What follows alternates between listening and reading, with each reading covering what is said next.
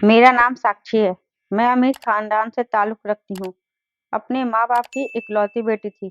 मेरा graduation complete हो गया था और आज मेरी शादी हो रही थी। मैं शादी के लिए बिल्कुल भी राज़ी नहीं थी। मैंने अपने माँ-बाप को साफ मना कर दिया था कि मुझे शादी नहीं करनी। मुझे शादी ना करने के पीछे एक बहुत बड़ा राज छुपा हुआ था। मैं नहीं चाहती थी मेरा यह राज सबके सामने खुलकर आए। मैंने अपनी माँ के सामने रो-रो कर विनती की थी कि प्लीज़ मेरी शादी मत करो, लेकिन उन्होंने मेरी एक भी नहीं सुनी। कहने लगी, "तुम हमारी इकलौती औलाद हो।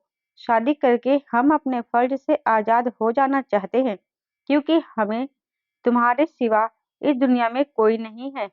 तो हमारे बाद तुम्हारा क्या होगा, यह सोचकर ही हमें डर लगता है। शादी एक ऐसा मज़बूत बंधन है कि तुम अपने पति के साथ खुशहाल ज़िंदगी गुज़ारोगी और हम भी सुकून से मर सकें।" मेरी जिद देखते हुए मेरी माँ ने मेरे सामने हाथ भी जोड़ दिए थे। मैं अपनी माँ को यूँ रोते हुए नहीं देख सकती थी। मजबूरी में ही सही, लेकिन मैंने इस रिश्ते के लिए हाँ कर दी थी। वैसे भी ये रिश्ता बहुत अच्छा था। लड़का भी काफ़ी पढ़ा-लिखा था और अच्छी नौकरी पर था। और इस तरह मेरी शादी की तारीख फिक्स हो गई और मैं विदा होकर आज अपने पति के घर आ गई थी। मेरी जेठानी ने मुझे कमरे में बैठाया। मैं बहुत ज़्यादा डरी हुई थी। मुझ पर इस कदर डर था कि मेरे दिल की धड़कनें तेजी से चल रही थी। मेरा पूरा शरीर काँप रहा था। मेरे हाथ-पैर ठंडे हो रहे थे। जैसे-जैसे समय गुजर रहा था, मेरा डर बढ़ता जा रहा था कि कुछ ही देर में मेरा पति निखिल कमरे में आ जाएगा और यह सोचकर ही मेरी जान निकल रही थी कि उसके बाद क्या होगा। मैं अभी इन्हीं सोचों का ताना-बाना बुन रही थी कि कमरे का दरवाज़ा खुला था। सामने मेरा पति निखिल खड़ा था। उसे देखकर तो जैसे मुझे लगा मेरा दिल निकलकर अभी बाहर आ जाएगा, क्योंकि दिल में कुछ होने लगा था। उसने एक नज़र मुझे देखा, पता नहीं क्यों उसके माथे पर बल पड़े। वह अभी तक कमरे के दरवाजे पर ही खड़ा हुआ था। कमरे का दरवाज़ा ज़ोर से उसने बंद किया था और फिर बाहर चला गया।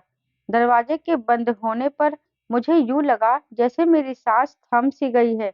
कुछ ही देर हुई थी कि मेरे कमरे का दरवाज़ा दोबारा खुला, तो मेरी जेठानी मुस्कुराती हुई कमरे के अंदर दाखिल हुई थी।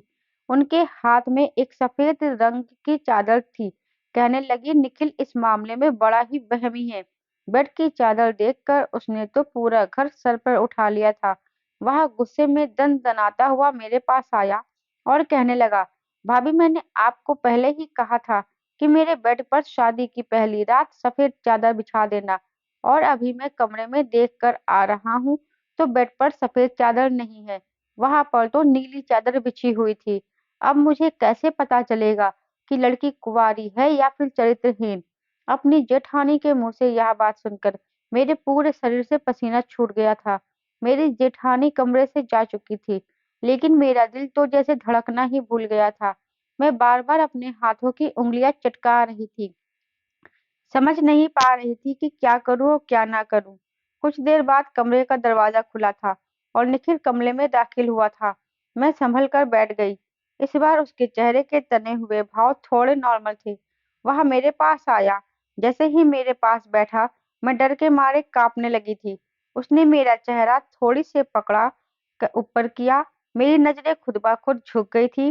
कुछ देर बाद मेरे चेहरे को बड़ी मोहब्बत से देखता रहा। कहने लगा, "तुम तो बहुत ही खूबसूरत हो। जितनी तुम्हारी खूबसूरती की बातें हमने भाभी से सुनी थी, वह सभी तुम्हारे सामने कम है।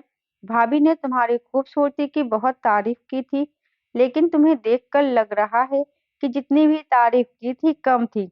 तुम तो उन तारीफ़ों से कहीं ज़्यादा खूबसूरत हो।" यह कहकर जैसे ही उसने जेब से एक मखमली डिबिया निकाली, जिसमें शायद मेरी मुँह दिखाई का कोई तोहफ़ा था। मेरा दिल अब भी धक-धक कर रहा था। उसने एक चैन निकाली और मेरे गले में पहनाने लगा। चैन पहनाते हुए निखिल की उँगलियाँ मेरे गर्दन पर शरारत करने लगी थी, तो मेरी जान पर बन आई थी। उसकी आँखों की बेचैनी अब बढ़ने लगी थी। उसकी आँखों में छाया खुमार मेरी जान निकाल रहा था। धीरे-धीरे वह मेरे करीब आने लगा था, लेकिन मैं एकदम से पीछे हट गई। मेरी इस हरकत पर वह मुस्कुराने लगा। कहने लगा, "साक्षी, शादी हुई है हम दोनों की, पति पत्नी का रिश्ता ऐसा ही होता है। हम दोनों के बीच कोई भी पर्दा नहीं है। यह कहते हुए निखिल ने मेरा हाथ पकड़ लिया, जो बिल्कुल ठंडा हो रहा था। शायद धीरे-धीरे वह मुझे विश्वास में लेने की कोशिश कर रहा था, लेकिन मैं पूरी की पूरी डरी हुई थी। निखिल फिर मुझे समझाने लगा, देखो साक्षी, ये हमारे बीच जो कुछ भी हो रहा है, ये जायज है। लड़कियां अक्सर ऐसे मौके पर घबरा जाती हैं, लेकिन मेरा विश्वास करो, मुझसे तुम्हें कोई तकलीफ नहीं होगी। भाई पति हूँ तुम्हारा, तुम्हें जरा भी तकलीफ नहीं होने दूंगा। वह मुझे समझाने की कोशिश कर रहा था, लेकिन मेरे डर और घबराने की वजह कुछ और ही थी। मैं अपने कमरे में आने से पहले ही नींद की गोली खाकर आई थी, इसलिए धीरे-धीरे मेरी आंखों में नींद उतरने लगी थी। देखते ही देखते मैं नींद की गहरी वादियों में उतरती चली गई थी। बस मुझे यह याद था कि निखिल मुझे हिला-जुला रहा था, कह रहा था, साक्षी, तुम्हें क्या हुआ है? उसके बाद मेरा दिमाग बिल्कुल अंधेरे में जा चुका था। जब मुझे होश आया तो मुझे ड्रिप लगी हुई थी और मैं अपने ही कमरे में लेटी हुई थी। मेरी जेठानी मेरे सिरहाने बैठी थी और मेरी ननद भी मेरे बेड के पास ही खड़ी हुई थी और निखिल कमरे में चहलकदमी कर रहा था और मेरे सास-ससुर भी कमरे में ही मौजूद थे। यह सब देखकर मैं उठकर बैठने लगी तो मेरी जेठानी कहने लगी, लेटी रहो। डॉक्टर भी कमरे में मौजूद थी। उसने मुझे होश में आते देखा तो कहने लगी, जैसे ही ड्रिप खत्म हो तो निखिल से कहना कि ड्रिप उतार दे। फिर उसने मुझे कुछ मेडिसिन लिखकर दी और कहने लगी, इनको रेगुलर इस्तेमाल करवाना। जल्दी ही डॉक्टर कमरे से जा चुकी थी। मेरी जेठानी कहने लगी, मैं तुम्हारे लिए दूध का गिलास लेकर आती हूँ। यह कहकर वह भी कमरे से बाहर निकल गई। पीछे-पीछे मेरी ननद और सास-ससुर भी चले गए। मैंने निखिल की तरफ देखा तो उसके माथे पर बल पड़े हुए थे। गुस्से से कमरे में चक्कर काट रहा था। मैंने घड़ी की तरफ देखा तो सुबह के 8 बजने वाले थे।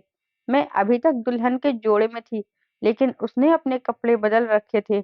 मेरे पास आया और मुझे गुस्से से घूरने लगा। कहने लगा, यह क्या तमाशा था? तुमने रात को नींद की गोलियां क्यों खाई थी? मैंने कोई जवाब ना दिया। मैंने नजरें चुरा ली। वह कहने लगा, आर यू मैड साक्षी? तुम पागल हो? तुम्हारा दिमाग तो खराब नहीं था? मैंने कहा, मेरे पास कोई रास्ता ही नहीं था। मुझे माफ कर दो, क्योंकि मुझे शादी से डर लगता है। मेरी बात सुनकर वहां मुझे देखता रहा। फिर कहने लगा, तो इस बात का यह मतलब था कि तुमने पूरी रात हम सबको परेशान कर दिया। कोई भी लड़की अपनी शादी की रात नींद की गोलियां खाकर अपने कमरे में तो नहीं आती। हर लड़की को ही शादी की रात कुछ ना कुछ घबराहट होती है, क्योंकि वह एक नए रिश्ते में बंधने जाती है और पति से उसका संबंध भी काफी गहरा होता है। लेकिन कोई भी लड़की नींद की गोली नहीं खाती। मेरी ड्रिप खत्म हो चुकी थी। निखिल ने मेरी ड्रिप उतार दी थी और मुझे प्यार से समझाने लगा। कहने लगा कि आज की रात के लिए मैंने बहुत से सपने अपनी आंखों में सजाए थे, लेकिन मुझे लगता है कि जैसे तुम्हें कुछ समय दे देना चाहिए, ताकि तुम दिमागी तौर पर इस रिश्ते के लिए तैयार हो जाओ, क्योंकि आज रात वाली हरकत मैं दोबारा नहीं चाहता। यह सुनकर मैं कुछ देर के लिए रिलैक्स हो गई थी। मैं तो यही चाहती थी कि वह मेरे करीब ना आए, मुझसे कोई रिश्ता ना बनाए, क्योंकि इसके पीछे बहुत बड़ी वजह थी। लेकिन यह कब तक मुमकिन था? मुझे 4 दिन दे देता, 1 हफ्ता दे देता, या ज़्यादा से ज़्यादा 1 महीना दे देता। उसकी आंखों की बेचैनियां देखकर मैं समझ नहीं पा रही थी कि कैसे मैं इस इंसान के उभरते मचलते जज्बातों को रोक सकती हूँ। वह मेरे चेहरे को बड़ी गौर से देख रहा था और मैं बदहवास थी।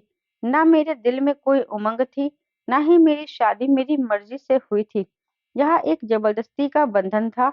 लेकिन खैर, मेरा सारा दर्द उस बेडशीट से आता था जो मेरे लिए मौत का पैगाम लेकर आती थी। अगर रात को मैंने मेडिसिन ना खाई होती तो। निखिल कहने लगा, कितनी खूबसूरत और मासूम हो तुम्हें। तुम्हें देखकर तो मेरा दिल मुझे बेईमानी करने से रोक देता है। लेकिन खैर, तुम्हारा ख्याल तो रखना ही पड़ेगा, क्योंकि यह मेरी जिम्मेदारी है। यह कहकर वह वहां से उठकर चला गया। कुछ देर बाद मेरी जेठानी मेरे लिए दूध का गिलास ले आई। मुझे दूध पिलाकर उन्होंने मुझे सोने के लिए कह दिया। मैं दोबारा से लेट गई और सो गई। मेरी ससुराल में ज्यादा लोग नहीं थे। मेरी एक ननद थी, वह भी शादीशुदा थी। मेरे एक जेठ और जेठानी थे, वह अपने अलग घर में सेटल थे और सास-ससुर यही मेरे पास ही रहते थे। छोटी-सी फैमिली थी। मेरे जेठ-जेठानी और ननंद अभी सिर्फ शादी के लिए इस घर में आए हुए थे। मेरी जेठानी और मेरी ननंद का व्यवहार मेरे साथ बहुत ही अच्छा था। निखिल ने 2-3 दिन मुझे कुछ नहीं कहा था, बस मुझे अपने रिश्ते के बारे में बताता रहता कि पति-पत्नी का रिश्ता ऐसा ही होता है। इन 3 दिनों में मैं यहाँ जान चुकी थी, वह कभी भी इस्तेमाल की हुई चीज़ दोबारा इस्तेमाल नहीं लाता था। कहता था मुझे नफ़रत है ऐसी चीज़ों से जो किसी और की इस्तेमाल की गई हो। एक बार खाने के बीच मेरी नंद ने निखिल के गिलास से पानी पी लिया था और वही गिलास मेरी नंद ने निखिल के सामने दोबारा से रख दिया था। लेकिन मैंने देखा कि निखिल ने दूसरा गिलास उठाया और उसमें पानी पिया था। यहाँ तक कि एक बार तो मैंने उसका तौलिया इस्तेमाल कर लिया, तो वह मुझ पर भी गुस्सा करने लगा। कहने लगा, "कोई मेरी चीज़ों को इस्तेमाल करे, तो मुझे बहुत गुस्सा आता है। मुझे इस्तेमाल की हुई चीज़ बिल्कुल भी पसंद नहीं है।" कहने लगा, "प्लीज़, मेरी चीज़ को इस्तेमाल मत किया करो। साक्षी, मुझे बहुत ज़्यादा ही इरिटेशन होता है।" जैसे-जैसे समय गुज़र रहा था, मेरा दिल जैसे थम सा रहा था, क्योंकि जिस हकीकत को मैं अपने साथ लाई थी, वह इतनी भयानक थी कि कोई भी मर्द उसे बर्दाश्त नहीं कर सकता था।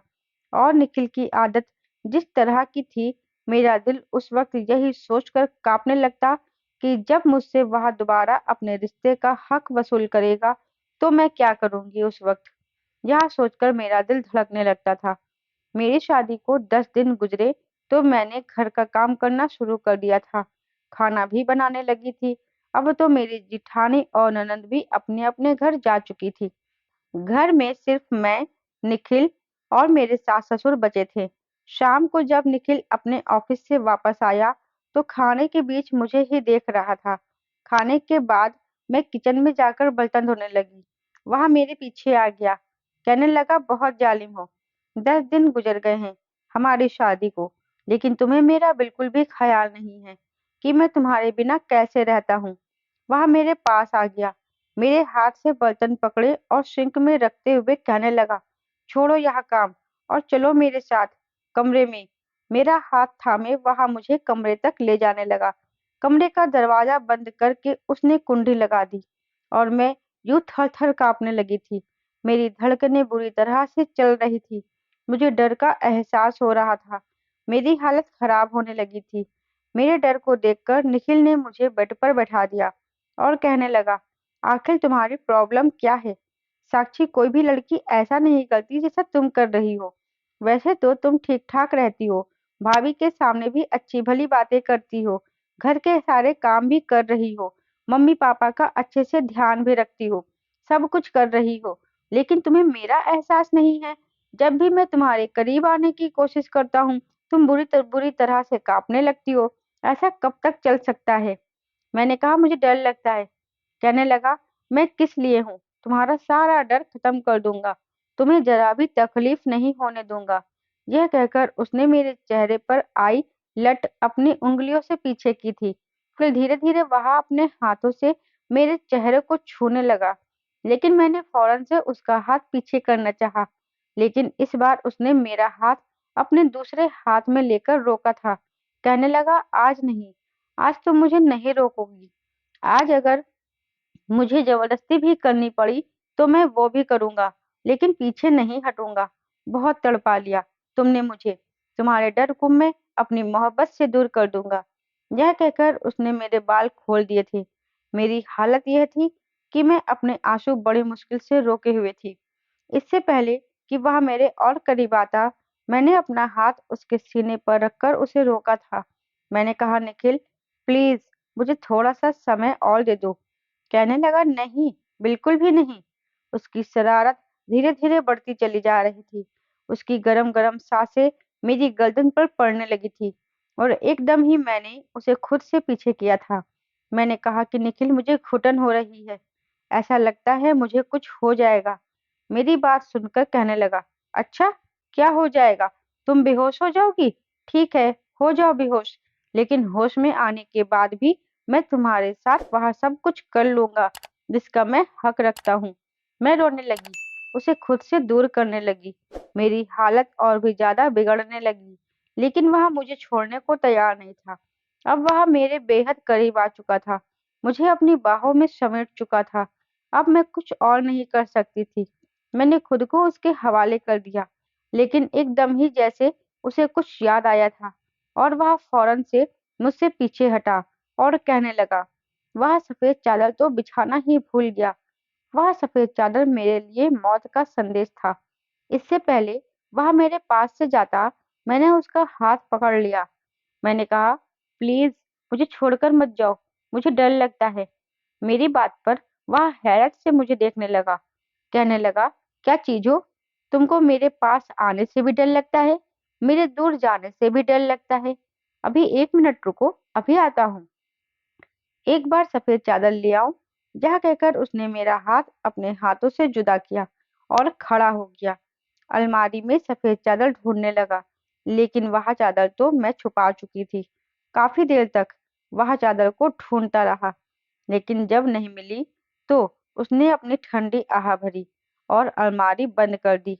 वापस आकर लेट गया और कहने लगा, "सफ़ेद चादर ने आज तुम्हारी जान बचा दी है। पता नहीं भाभी ने कहाँ रख दी है।" यह सुनकर मैं चुप हो गई थी। फिर कहने लगा, "साक्षी, तुम मेरी आदत को इतने दिनों में अच्छी तरह से समझ गई होगी। मुझे यह करना अच्छा तो नहीं लग रहा, लेकिन फिर भी जैसा कि आजकल का माहौल है, सावधानी ज़रूरी होती है। मैं नहीं चाहता मुझे ऐसी लड़की मिले जो पहले से अपनी इज़्ज़त गँवाकर आई हो।" यह कहकर उसने अपनी साइड का लैंप ऑफ कर दिया और सो गया। लेकिन मेरी तो जैसी आँखों से नींद गायब हो चुकी थी। मैंने बहुत कोशिश की कि मैं सो जाऊँ, लेकिन मुझे नींद नहीं आई थी। अगले दिन निखिल मुझसे कहने लगा कि उसका एक दोस्त है जो बाहर अमेरिका गया था, अभी वापस आया है और उसे पता चला है मेरी शादी हो गई है, इसलिए कह रहा था अपनी शादी की पार्टी दो। यह सुनकर निखिल मुस्कुराने लगा, कहने लगा, "मैंने उसे आज डिनर पर बुलाया है, तुम खाने का अच्छा खासा इंतजाम कर लेना।" मैंने कहा, "जी ठीक है।" मैंने पूरा खाना फटाफट बना लिया था। मैंने किचन में सब कुछ तैयार कर रखा था और डाइनिंग टेबल पर खाना लगा दिया था। शाम तक निखिल का दोस्त आ गया था। निखिल किचन में आया और पूछने लगा, "सब तैयार है?" मैंने कहा, "हाँ, डाइनिंग पर लगा दिया है।" फिर वो वहां से चला गया। थोड़ी देर बाद निखिल मुझे भी बुलाने लगा, कहने लगा, "तुमसे मिलना चाहता है।" मैंने कहा, "मैं क्यों किसी अजनबी से मिलूं? वह आपका दोस्त है।" तो वह कहने लगा, "वह मेरा बहुत अच्छा दोस्त है, इसलिए तुम्हें उसे अजनबी कहने की कोई ज़रूरत नहीं है। बहुत ही शरीफ लड़का है।" उसने मेरा हाथ पकड़ा और मुझे ड्राइंग रूम में ले जाने लगा। लेकिन ड्राइंग रूम में जाने से पहले ही उसके दोस्त पर मेरी नज़र पड़ी थी और मेरे होश उड़ गए थे। ऐसा लगा कि जैसे ज़मीन आसमान मेरी आँखों के सामने घूम गए थे।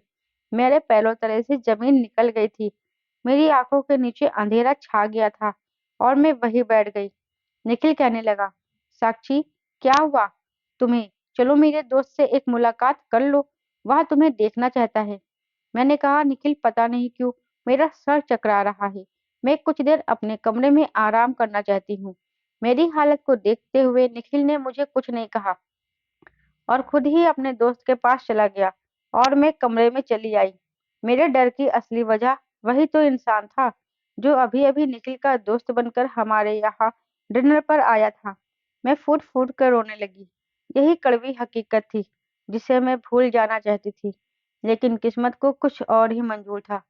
राहुल से मेरी पहली मुलाकात एक गिफ्ट शॉप पर हुई थी।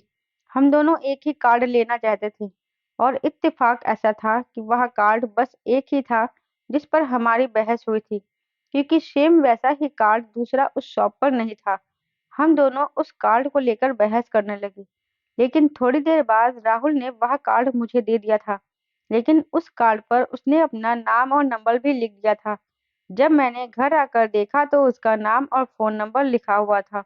वह काफ़ी खूबसूरत नौजवान था, लेकिन मुझे उसकी इस हरकत पर गुस्सा आया था, क्योंकि अब वह कार्ड मेरे किसी भी काम का नहीं था।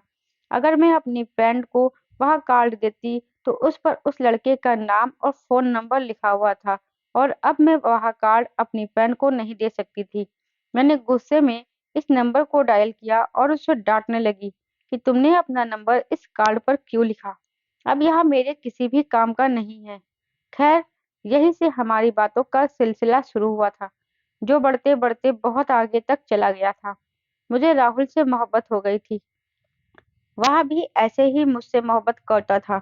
पहले-पहले तो हमारे बीच सिर्फ बातें होती थी, लेकिन धीरे-धीरे वह मेरी तारीफें करने लगा कि पहली नज़र में ही तुम मुझे बहुत अच्छी लगी थी और जानबूझकर मैंने तुमसे बहस शुरू की थी। मुझे उस कार्ड से कोई दिलचस्पी नहीं थी। मैं चाहता तो दूसरा कार्ड भी ले सकता था। मुझे दिलचस्पी तो तुम में थी, इसलिए मैंने अपना नंबर लिखकर दे दिया था। पहले तो मेरा इरादा उससे सिर्फ दोस्ती का था, जैसे कि मेरे दोस्तों ने कर रखी थी। लेकिन मैं नहीं जानती थी यह दोस्ती मोहब्बत में बदल जाएगी और वह मुझे बहुत प्यारा हो जाएगा। 3 महीने में ही हमारा यह हाल था कि हम एक दूसरे के बगैर नहीं रह सकते थे।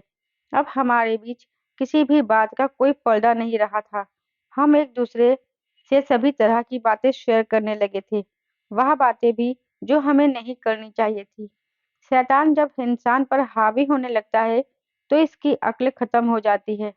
हमारे साथ भी ऐसा ही हुआ था। धीरे-धीरे मैं बहकने लगी थी, अपनी राह से भटकने लगी थी। शायद वह उम्र ही कुछ ऐसी जज्बाती होती है।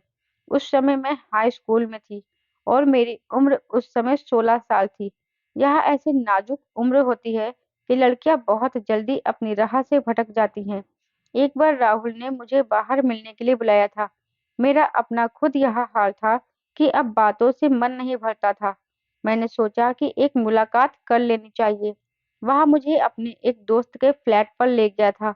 हालांकि अकेले फ्लैट में मुझे थोड़ी घबराहट हो रही थी, लेकिन धीरे-धीरे मेरी घबराहट कम होने लगी। राहुल मुझे बताने लगा कि मैं अपने बड़े भाई के पास अमेरिका जा रहा हूँ। कुछ साल बाद वापस लौटूंगा और फिर तुम्हारा रिश्ता मांग लूंगा। कुछ साल में मैं अच्छा भला सेटल हो जाऊंगा, तो तुम्हारे घर वाले रिश्ते पर ऐतराज नहीं करेंगे। राहुल की बातें सुनकर मेरी आंखों में आंसू बहने लगे। मैंने कहा, राहुल, मैं इतने साल कैसे गुजारूंगी तुम्हारे बगैर? मैं तो मर जाऊंगी। आंखें तो उसकी भी नम थी। पता ही नहीं चला कि कब रोते-रोते उसके करीब हो गई थी मैं। मैंने उसके कंधे पर सर रख दिया और रोने लगी। हम दोनों का ही मिलन पहली बार था। राहुल की जिंदगी में भी मुझसे पहले कोई लड़की इतने करीब नहीं हुई थी और ना ही मेरी जिंदगी में कोई लड़का आया था। वह मुझे तसल्ली देने लगा, कहने लगा, तुम परेशान मत हो। अभी मेरे पास कोई नौकरी नहीं है और तुम्हारे माँ-बाप बिना नौकरी के मुझे तुम्हारा रिश्ता नहीं देंगे। और फिर अभी तुम 18 साल की भी नहीं हो। मैं उसके साथ लगकर रोए जा रही थी। पता नहीं कब राहुल पर खुमारी सी चढ़ने लगी थी और वह मुझे धीरे-धीरे अपनी बाहों में भरता चला गया था। कहने लगा, मैं भी तुम्हारे बगैर कैसे जीऊँगा? मुझे एक यादगार मुलाकात दे दो, ताकि मैं वहाँ पर जब भी उदास हूँ, तुम्हें याद कर लिया करूँ। इन हसीन पलों को याद करके दिल को सुकून पहुँचा लिया करूँ। यह सुनकर मैं एकदम से घबरा गई थी और राहुल से पीछे हटी थी। मैंने इनकार किया, लेकिन उसकी मोहब्बत के सामने मैं बेबस हो गई थी। मैं उसे ज़्यादा मना नहीं कर पाई। धीरे-धीरे हम बेहद करीब होते चले गए और मुझे खुद ही अंदाज़ा नहीं हुआ, वह मुलाकात मेरी ज़िंदगी भर का रोग बन गई थी। जब जज़्बातों का तूफ़ान ठंडा हुआ, तो मैं अपना सब कुछ खो बैठी थी। मैं बस रोए जा रही थी। वह शर्ट पहनते हुए कहने लगा, मैं तुमसे कभी भी बेवफ़ाई नहीं करूँगा। मैंने कहा, राहुल, मुझे डर लग रहा है। अगर देर हो गई तो? मैं क्या करूँगी? कहने लगा, तुम्हें कुछ नहीं होगा। अभी तुम सिर्फ़ हाई स्कूल में हो। जब तक तुम्हारी पढ़ाई पूरी होगी, मैं वापस भी आ जाऊँगा, बल्कि इससे पहले ही आ जाऊँगा। बस तुम शादी मत करना और मेरा इंतजार करना। यह कहकर वह चला गया था, लेकिन वह नहीं आया। पहले-पहले वह मुझसे बात कर लिया करता था, लेकिन फिर उसकी कॉल आनी भी बंद हो गई थी। उसका फ़ोन भी बंद जाने लगा। बहुत कॉन्टैक्ट करने की कोशिश की, लेकिन उससे कोई भी बात नहीं हो पा रही थी। इसी तरीके से 6 साल तक मैंने उसका इंतज़ार किया था, लेकिन वह नहीं आया। अब मैं 22 साल की हो चुकी थी और मेरे रिश्ते आने लगे थे। मैं अपने माँ-बाप को कभी कोई बहाना कर देती, तो कभी कोई बहाना। लेकिन निखिल के रिश्ते में ऐसी कोई कमी नहीं थी कि मैं इनकार कर सकती। वह खूबसूरत हैंडसम लड़का था, उसमें कोई भी कमी नहीं थी। और उसकी नौकरी भी बहुत अच्छी थी। महीने का लाखों कमाता था। फिर मैं कैसे इनकार कर पाती? मेरे माँ-बाप ने मेरी उससे शादी कर दी और मैं उसकी पत्नी बनकर उसके घर आ गई। लेकिन जैसे ही शादी की पहली रात सफेद चादर बिछाई गई, मैं डर गई थी, क्योंकि फिर वह जान जाता कि मैं पवित्र नहीं हूँ। और अब तो राहुल मेरे सामने आकर खड़ा हो गया था। वह क्यों आया था? जब 6 साल में भी नहीं आया, तो अब क्यों मेरी जिंदगी बर्बाद करने के लिए आया था? मैं तो पहले से ही बड़ी मुश्किल में अपनी जिंदगी गुजार रही थी। मेरा पति मुझे बिना सफेद चादर के अपनाने को तैयार नहीं था। उसे मेरी पवित्रता का सबूत चाहिए था, जो मैं खो चुकी थी। शाम से रात हो गई थी। निखिल कमरे में आया तो मुझे रोता देखकर पूछने लगा। मैंने कहा, मेरे सर में बहुत दर्द हुआ। कहने लगा, चलो डॉक्टर के पास ले जाता हूँ। मैंने इनकार कर दिया। मैंने कहा, मैं टेबलेट खा लूंगी, कुछ ही देर में ठीक हो जाऊंगी। वह कहने लगा, राहुल मेरा बहुत ही गहरा दोस्त है। मैं चाहता था तुम भी हमारे साथ बैठकर बातें करती। फिर निखिल कहने लगा, जानती हो साक्षी, मेरे दोस्त राहुल के साथ बहुत बुरा हुआ। मैंने कहा, क्यों? क्या हुआ? कहने लगा, उसे एक लड़की से मोहब्बत हुई थी, लेकिन उस लड़की ने उसे धोखा दे दिया। वह तो उस लड़के के खातिर विदेश चला गया था, क्योंकि खुद को सेटल कर सके और उस लड़की से शादी कर सके। लेकिन उस लड़की ने उसे धोखा दिया। वह जहाँ गया था वही उसका एक्सीडेंट हो गया, और जिसमें उसकी एक टांग भी खराब हो गई। अब वह है बिना स्टिक के नहीं चलता है। इसी एक्सीडेंट में उसकी मोबाइल भी किसी ने उठा लिया था और उसे वापस नहीं मिला। इसलिए उस लड़के से दोबारा बात नहीं कर पाया। जिस कंपनी से उसे नौकरी मिली थी, उन्होंने उसका इलाज करवाया था, लेकिन उसे 5 साल के लिए कैद कर लिया था कि जैसे यह ठीक होगा दोबारा से नौकरी ज्वाइन करेगा, और 5 साल तक वापस हिंदुस्तान नहीं जा सकता। उस लड़की से वह चाह कर भी कोई बात नहीं कर पा रहा था, क्योंकि उसका फ़ोन नंबर जिस फ़ोन में था, वो तो एक्सीडेंट की वजह से वही मौके पर किसी ने उठा लिया था। जो वापस आया तो उसे पता चला कि उस लड़की की शादी हो चुकी है। उस लड़की ने उसके साथ बेवफ़ाई की, उसका इंतज़ार तक नहीं किया। बस यही बताने के लिए आया था वो। फिर कहने लगा कि तुम्हें पता है, मैं शादी की रात सफ़ेद चादर क्यों बिछाना चाहता था? मैंने पूछा, क्यों? तो वो कहने लगा, उस लड़की ने मोहब्बत में राहुल के साथ सारी हदें पार कर दी थी और फिर किसी दूसरे के साथ शादी करके खुशी-खुशी अपनी ज़िंदगी गुजार रही थी। अपने पति को धोखा दे रही है। ऐसी बहुत सी लड़कियों के बारे में मैंने सुन रखा है।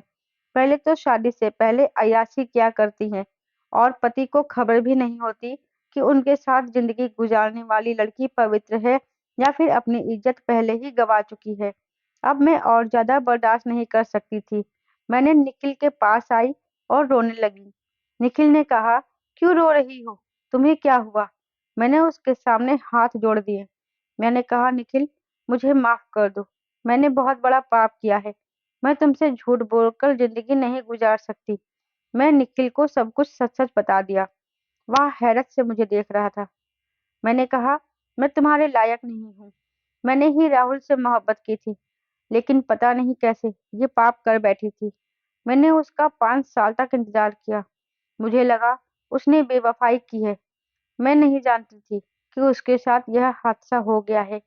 शादी के बाद मुझे यही डर लगता था कि तुम जान जाओगे तो मुझे नहीं रखोगे, तलाक दे दोगे। इसीलिए मैं नहीं चाहती थी कि तुम मेरे करीब आओ। मैं तुम्हें सच बताना चाहती थी, लेकिन तुम्हारी आदत को देखकर मैं डर जाती थी कि तुम इस्तेमाल की हुई चीज़ दोबारा इस्तेमाल नहीं करते। फिर मुझे कैसे अपना सकते थे? लेकिन आज मैंने तुमसे अपनी हर एक बात कह दी है। चाहो तो मुझे माफ़ कर दो, चाहो तो मुझे सज़ा दे दो। मेरी बात सुनकर निखिल की आंखें गुस्से से लाल हो रही थी। वो कहने लगा, यह कैसी मोहब्बत थी तुम्हारी, जिसमें तुमने अपनी इज्जत ही गंवा दी। फिर कहने लगा, मोहब्बत और इज्जत एक साथ औरत को सिर्फ उसका पति ही उसे दे सकता है, गैर मर्द नहीं दे सकता।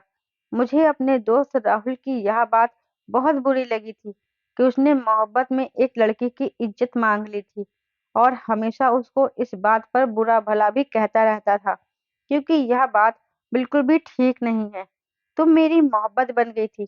शादी के 7 फेरे लेते हुए ही तुम्हारी मोहब्बत खुद ब खुद मेरे दिल में पैदा हो गई थी। हाँ, मैं मानता हूँ, मुझे इस्तेमाल की हुई चीज़ पसंद नहीं, लेकिन तुम मेरी पत्नी हो। पति पत्नी एक दूसरे का वस्त्र होते हैं और वस्त्र इंसान के शरीर को छुपा कर रखते हैं, उसकी कमियों को भी छुपा लेते हैं। इसलिए मेरा फर्ज है कि मैं तुम्हारा यह ऐप भी छुपा लूं। यह कहकर उसने मेरा हाथ थामा था। मैं पत्थर सी बन गई थी। मैं सोच भी नहीं सकती थी कि निखिल का दिल इतना बड़ा भी हो सकता है। बस 1 मिनट लगा था। मेरे दिल में निखिल की मोहब्बत राहुल से भी कई गुना बढ़ चुकी थी। वह मुझे माफ कर चुका था। उसने राहुल से दोस्ती भी खत्म कर दी थी। उसके बाद राहुल कभी हमारे घर नहीं आया था। ना ही निखिल ने कभी उसकी चर्चा की थी। मेरी शादी को अब 3 साल गुजर चुके थे। हमारा एक प्यारा सा बेटा भी है। निखिल ने कभी मुझे मेरे अतीत के हवाले से ताना नहीं दिया और मेरा तो यह हाल है कि मैं निखिल की दीवानी हो चुकी हूँ। उसके जबान से निकला हर शब्द मेरे लिए हुक्म का स्थान रखता है। दोस्तों, असल मोहब्बत वही है जो अपने पति से की जाती है, क्योंकि वह आपको मोहब्बत के साथ साथ इज्जत भी देता है। दूसरी मोहब्बतों की तरह मोहब्बत के बदले इज्जत नहीं मांगता। भगवान के लिए अपने पति से मोहब्बत करना, ना कि गैर मर्द के 4 दिन की मोहब्बत की बातों में आकर अपनी इज्जत दांव पर लगा देना। दोस्तों, कहानी अच्छी लगी है तो वीडियो को लाइक करें और शेयर करें। चैनल पर नए हैं तो चैनल को सब्सक्राइब जरूर करें। साथ ही बेल आइकन को प्रेस करें जिससे आगे आने वाली वीडियो की नोटिफिकेशन भी सबसे पहले